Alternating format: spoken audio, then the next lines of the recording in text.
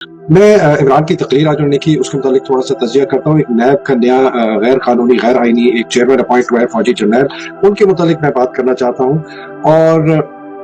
Elections اور ہماری جو اکانومی ہے۔ میں کچھ زیادہ ریپیٹ نہیں کروں گا، لیکن ایک بہت اس سے پہلے ایک ہمیں چیز یاد کرنے کی بہت اشد ضرورت ہے، وہ یہ ہے کہ ہم چاہتے کیا ہیں۔ یہ میں نے نیچے ایک میرا بینر ہے، فری ڈیموکریٹک پاکستان، ٹھیک ہے جی، ایک آزاد جمہوری پاکستان۔ ہم چاہتے ہیں ایک عام شہری پاکستان میں کیا چاہتا ہے، وہ چاہتا ہے کہ جی ایک امن و امان کے دائرے میں ایک ملک میں رہوں جہاں امن و امان ہو، میری جان اور مال کا تحفظ ہو۔ مجھے اگر کوئی میرے حق پر ڈاکہ ڈالتا ہے، چوری کرتا ہے، اس کو قانون کے تحت لایا جائے، چاہے وہ بڑا ہو چاہے وہ چھوٹا ہو۔ سمپلی اگر آپ دیکھیں نا تو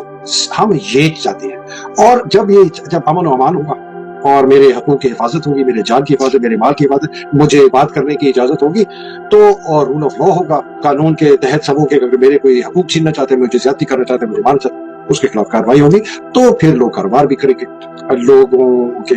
جو ادارے ہیں وہ اپنے اپنے دائرے میں رہ کے رہیں گے، جیسے کہ قانون آئے گا، اگر فوجی کوئی آتا ہے اس کو روکے گا، اگر کوئی پولیس والا زیادتی کرتا ہے اس کو روکے گا، کوئی عدلیہ میں بھی زیادتی کرتا ہے روکے گا۔ ہم یہ چاہتے ہیں، اس کی وجہ سے ہم اچھے اسکول چاہتے ہیں کہ ہمارے بچے جو ہیں وہ اچھے اسکولوں میں پڑھیں۔ ہم چاہتے ہیں کہ ہماری جتنے بھی مواقع ہیں جو امیروں کو صرف ملتے ہیں وہ صرف امیروں کو نہ ملے، وہ سب کو ملے۔ میں نے ڈاکٹر ثانیہ نشتر کا ایک انٹرویو کیا تھا، انہوں نے کہا تھا کہ جو سماجی تحفظ ہے نا، یہ ہمارا فرض ہے اپنے قوم کے ہر سٹیزن کو دینے کے لیے، یہ کوئی احسان نہیں کریں۔ ہم یہ پاکستان چاہتے ہیں۔ ہم کون سا پاکستان نہیں چاہتے؟ ہم پاکستان وہ نہیں چاہتے جہاں ہماری ول آف دا پیپل، ہماری اپنی منشا ایک فیئر اور فری الیکشن کے تحت وہ نہیں ہو سکتی، اور اگر وہ نہیں ہو سکتی اور اس کی جگہ ایک فرد واحد، چاہے وہ فوجی ڈکٹیٹر ہو یا 3-4 آدمی کرپٹ سیاستدانوں کا ٹولہ ہو جن کو فوجی ڈکٹیٹر لے کے آئے، وہ حکومت کریں، اس ملک کو لوٹے، اس کے اثاثے لوٹے، کہ ملک میں تباہ کن غربت ہے جو ابھی ہے، ملک کے اندر سکول نہ ہو، ملک میں ہسپتال نہ ہو، ملک میں گیس بجلی پانی کی جو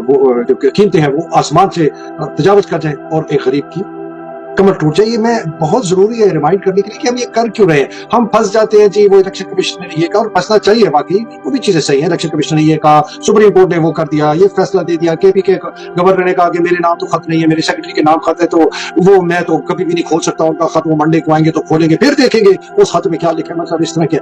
یہ بھی چیزیں۔ لیکن اس کے پیچھے آپ یہ دیکھیں کہ ہم چاہتے کون سا پاکستان ہے، اور پاکستان ہمارا ہے کون سا، کہ ایک فرد واحد باجوہ نے 10 مہینے پہلے اس ملک کو بیچ دیا اور ایک بربریت کی اور تباہ کن معیشت کو تباہ کن ایک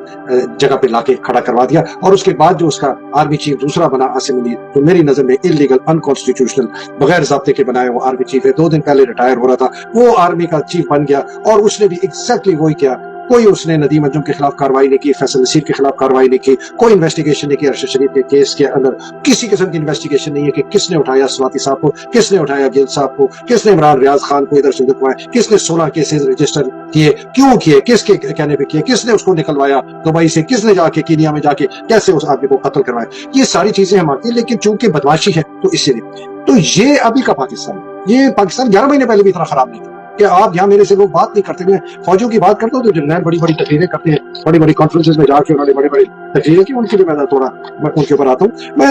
غصے میں بات نہیں کر رہا، میں صرف یہ کہتے ہیں، لوگ کہتے ہیں کہ آپ بہت غصے میں بات کرتے ہیں، تو آپ کی بات تو میں دھیمے الفاظ میں بات کروں، نہ میں ڈھکن کہوں گا، نہ ڈھکنی کہوں گا، نہ کچھ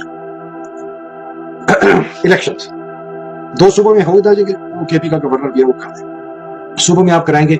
کرانی آپ کو پڑیں گے، اگر آپ نے روکے تو خانہ جنگی ہو جائے گی۔ آپ کے پاس روکنے کا کوئی اور طریقہ نہیں سوائے کہ آپ کسی طریقے سے آپ سپریم کورٹ کو قابو کر لیں، کہ اگر آپ نے کوئی ٹیکنوکریٹ حکومت لانی ہے، یا آپ نے کوئی ایکسٹینشن دینی ہے کیئر ٹیکر حکومتوں کو، یا آپ نے کوئی فائنینشیل ایمرجنسی ڈکلیئر کرنی ہے، کورٹ آپ کو سپورٹ کرے، آپ سپریم کورٹ کے اندر یہ کوشش کریں گے کہ اس کو سبورٹ کیا جائے۔ ایک تو یہ طریقہ ہے آپ کے پاس۔ دوسرا طریقہ ہے کہ جی آپ کسی طریقے سے عمران کو ڈسکوالیفائی کر دیں، قید کر دیں، وہ آپ ایک کر سکتے ہیں، اس سے آپ کریں گے، اس کی مقبولیت زیادہ ہوگی۔ تیسرے آپ کے پاس طریقہ کیا ہے کہ آپ عمران کو فزیکلی ایلیمینیٹ کرنے کی کوشش کریں کہ یہ مر جائے گا، ہم 150 ہزار بندہ بھی مار دے، اس سے تو ہماری جان چھوٹے گی۔ یہ آپ کے پاس آپشن ہے صرف آرمی کے سامنے، ٹھیک ہے جی، بیکاز یہ سارا کنٹرول آرمی کر رہی ہے۔ شہباز شریف نے کہا، آپ کو پتہ ہے رانا ثناء اللہ ایک پاگل آدمی ہے، اور باقی جو ان کے لوگ ہیں۔ اب یہ جو حالات ہیں نا، یہ ہمارے پاس آئے کیسے؟ یہ 10 مہینے پرانے کے حالات نہیں ہے کہ 10 مہینے پہلے تو ہمیں پتہ چلا کہ یہ اس کے دراصل پاکستان کی تباہی اور بربادی کے پیچھے ہے کون؟ پہلے ہم سمجھتے رہتی تھی کہ جی یہ کرپٹ سیاستدان ہے، یہ بکی ہوئی عدلیہ ہے، یہ چور جو کرپٹ بیوروکریسی ہے، پولیس ہے، یہ انہوں نے تباہ کیا پاکستان کو، اور فوج کی طرف دیکھتے تھے کہ یہ ہمیں بچائے گی۔ ایسی بات نہیں۔ ہمیں اس لیے میں آپ کو پھر پیچھے لے کے جاتا ہوں کہ 1958 کا جو مارشل لا تھا ایوب خان کا، وہ سب سے کاری ضرب پاکستان کے اوپر تھی، اس لیے اس کے بعد جاکا کھل گیا جرنیلوں کا، اور اس کے بعد 3 ہمارے مارشل لا ڈکٹیٹر آئے، مل کر فوج نے 35 سال حکومت کی ہے، اور باقی جتنے سال انہوں نے حکومت نہیں کی تو وہ پیچھے بیٹھ کے انہوں نے طاقت سنبھالی ہے، اور ان کی وجہ سے ہمارے پاس بھٹو خاندان آیا، زرداری خاندان آیا، اور شریفوں کا خاندان آیا، اور فضل الرحمان آیا۔ یہ ہمیں بات بھولنی چاہیے، یہ میں کوئی سیاسی بات نہیں کر رہا، یہ میں تاریخ کی بات کر رہا ہوں۔ فوج نے خود حکومت کی 33 سے 35 سال، پیچھے بیٹھ کے باقی 30-35 سال اس نے حکومت کی۔ کرپٹ سیاستدانوں کو یہ لے کے آئے، پہلے اپنے ساتھ الحاق کیا اپنی، جب خود ان کی یہ رول کر رہے تھے ان کے ڈکٹیٹر، چاہے وہ ایوب تھا یا یحییٰ تھا یا مشرف تھا یا یہ تھا اپنا ضیاء، جب یہ چلے گئے وہی لوگ آگے۔ تو یہ آج کل کے جو پاکستان کے حالات ہیں، یہ آپ کی اس کی روٹ کاز ہے فوجی انٹرونشن، جس کی وجہ سے